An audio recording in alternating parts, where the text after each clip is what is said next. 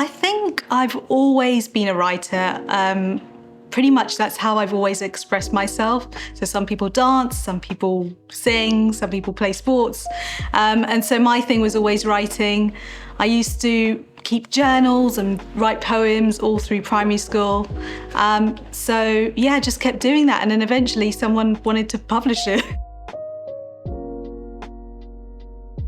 I think everything that I experience, everything that we smell, we feel, we hear, all of that just sits in our brains, percolating until you need an idea. Probably because my humour hasn't really grown beyond a 9-year-old's. They deserve the best literature. I remember being a child who would find an escape in books, and they were really important to me because it wasn't an easy childhood. So I feel like I want to do that for the kids who are reading today. So I was thinking about this because I saw this question before. So Dave Pigeon is the book that launched my career. It's definitely one of my favourites. But I also have another book called Torn Apart, which is set during the partition of India, which is an actual thing that happened, and the country was split. And I think this is probably the book of my heart, because at the heart of this story is a story of two kids coming together despite being from different sides of the border. This is so hard. Okay, so most of the authors I grew up with, because I'm ancient, have been cancelled because they're terrible people. So I'm going to pick some modern day nicer authors, because I think we live in like a golden age of children's books at the moment. So I'm really loving anything by Rashmi Surdeshpande, Sarina Patel, Nadia Shireen, Smriti Prasadam Halls. They're all writing incredible stuff, really funny stuff. I'd say right now, current authors, brilliant.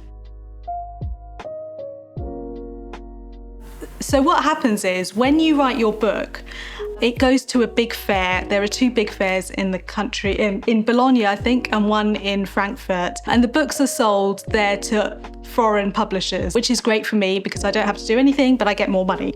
Now, what happens is, say a Chinese publisher comes along and they see Dave Pigeon by Swapna Haddow and they say, yep, I'm going to buy that, we're going to translate it. And then they move to Oxford University Press's table and they're like, oh, Swapna Haddow, oh, we've already got a series by her, we don't really need that one. They lose out on getting the publishing rights. So very basically, it's done so that these two don't compete. Oh, loads of stuff. I've got to travel. I've got to meet some of my heroes. So I met Julia Donaldson, who I absolutely adore, and she wrote The Gruffalo, of course. One of my favourite things is meeting the fans. Dave Pigeon fans are some of the best fans in the world.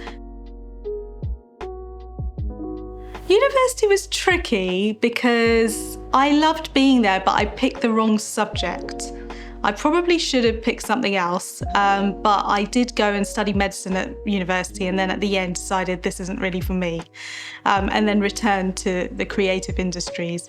I don't recommend people do that. It's quite expensive, that change of mind.